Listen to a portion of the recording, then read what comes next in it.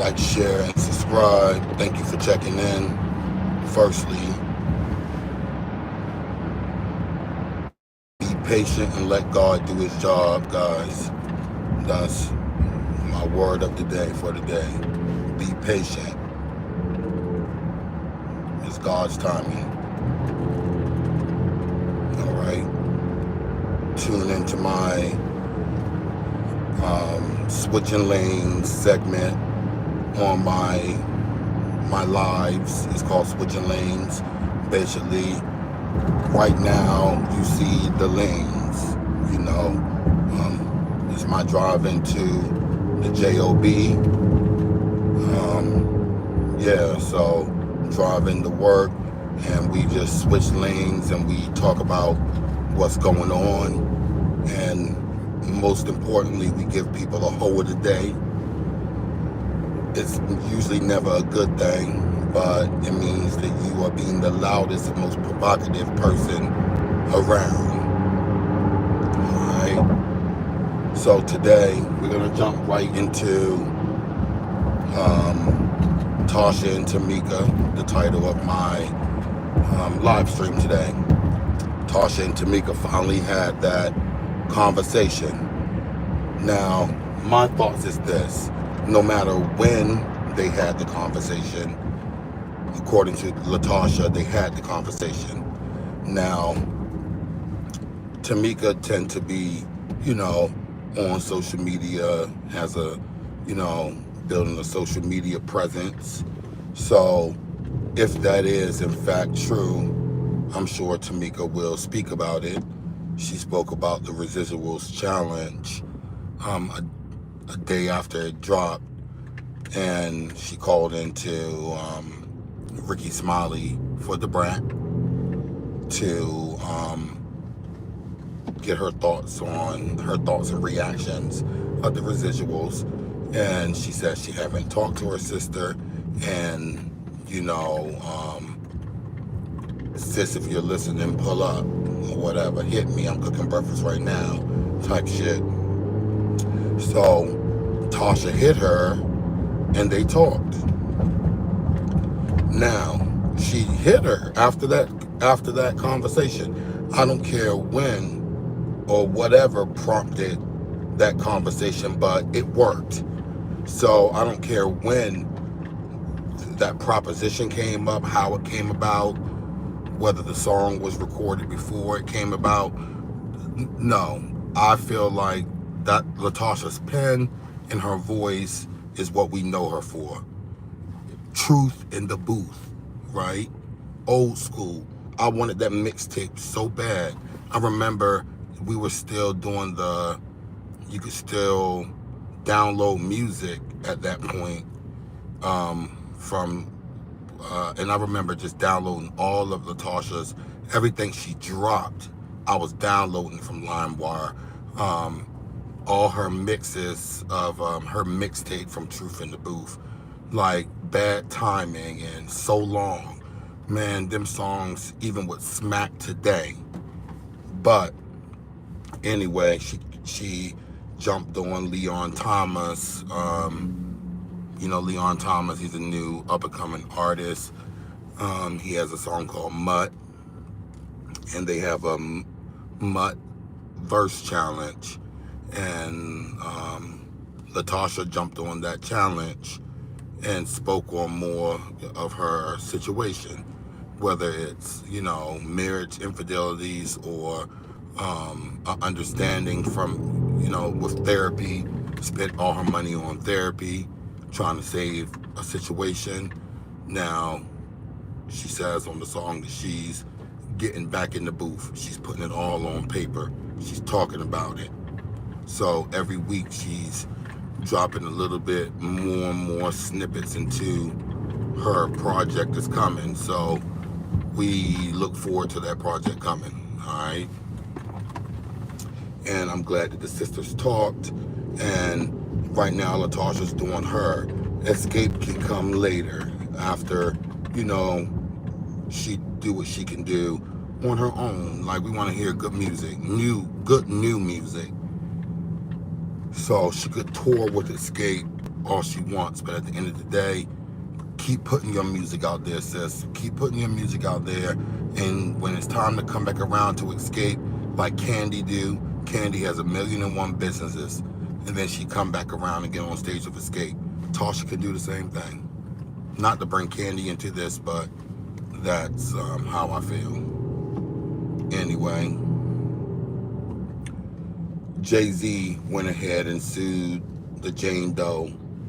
Finally, he sued Tony Bugsby, but now he took it a step further and he's suing this Jane Doe, and I'm so freaking glad. Like, stop playing on my name. Don't play in my face. That's the best example, because Blue Ivy right now, she's at that teenage years where she's growing and impressionable. So the fact that they want to put the lawsuit and made it public the day before the Lion King, came out, where Blue Ivy starred as Kyra and they put that news out on Jay-Z the day before the premiere, and he still showed up for his daughter. He didn't let that, Jay-Z did not let that huge situation of a 13, his daughter's 13, he didn't let that stop him from showing up for his daughter. He stood there, and now they're gonna have to stand there and cough their money up. Now, there are reports about this Jane Doe. She's saying that Tony Bugsby pushed her to do it, threw Jay-Z into the situation when he didn't have anything to do with it. So she's basically spilling tea all over the place. But as you guys know, she's definitely a little special. No, hold on, wait. A lot special.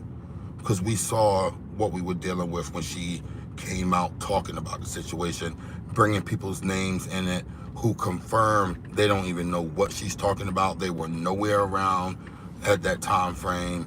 This girl basically, jumped on some crystal meth and just got in front of Tony Bugsby and just started running her lips about nothing but lies. So Jay-Z, get your money, Hov. I appreciate that. Anyway, yesterday I did a baddies recap, and I want you guys to answer this question for me. Is Natalie's time up? Is it time for Natalie to take the back seat? Like, go be an executive producer behind the shit, the drama that you stir up amongst these girls. It's like you can do that from wherever you're doing it from. I will say, when Bad Girls Club was popping before the baddies, I will say, Natalie, you were one of my favorite, because you could always start drama with everybody. So you always had that thing for being truthful in your own way and starting like a drama. So, like, I appreciate you bringing that, but it's time to, somebody liked my shit and then unliked it. Oh, you're wrong. Anyway, so it's time to take the back seat. You feel me? It's time to let the youngins do it, or square the fuck up with the youngins. Either you let the youngins do it, or you pull your belt out and beat their ass every chance you get, like Akbar came to do. Akbar knew that she was a little bit older than some of the young girls on there, and she was prepared to pull her belt out and beat each and every one of their asses like their mammy shoulda. All right, so it's time for you to go, Natalie, or get in a fight with Scotty, a good fight, or fight Rolly. Do your big one. Do your big one. We saw you and Tommy fight. Do your big one and fight Rolly. Tell her shut the fuck up. Stand up. And I'm saying Rolly because Rolly the only one that stood up to you. Those other wild zoo animals like Tinkerbella and all them, they want their job, so they're not gonna stand up to you.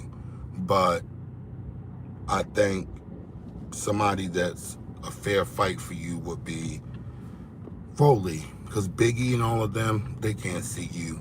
You're like you can turn into a wild beast. So let's keep it fair and square, as you guys say on there. Let's clock that and let's do your big ones. And I want Natalie and Scotty to go ahead and do their big one. I'm gonna keep on pushing that narrative because you're gonna have to get in the paint one day, sis. This is me talking to Natalie and Scotty. Scotty, you jump summer, so I'm never gonna respect jumping, but there is an aspect of it that I do respect because honestly, if my family back in the day, if my brother fought, I jumped in right away, you know. So even though he got it and yada yada yada, it's like, okay, now you're gonna have to fight a second person. And it was always that way. He did the same for me too. So it's like, if we both were around in school and we got in a lot of school fights, it was bad because now that person who beef with me, you beef with him. You see me, you see you. You feel me? That type shit.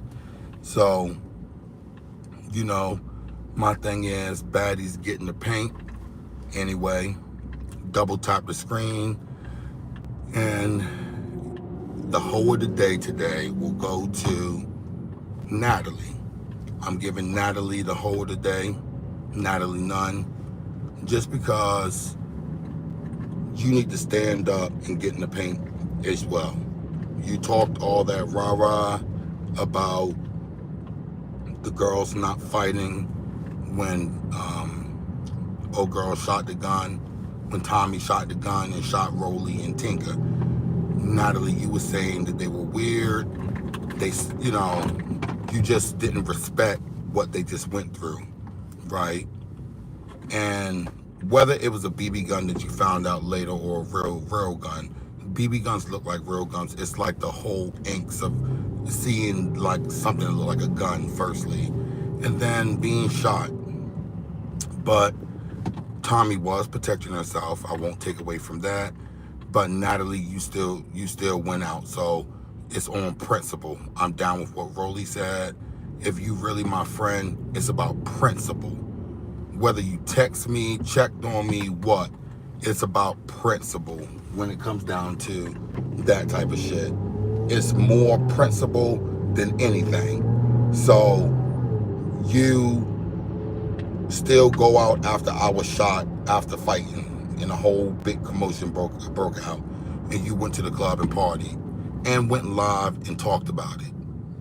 That's kind of low, Natalie.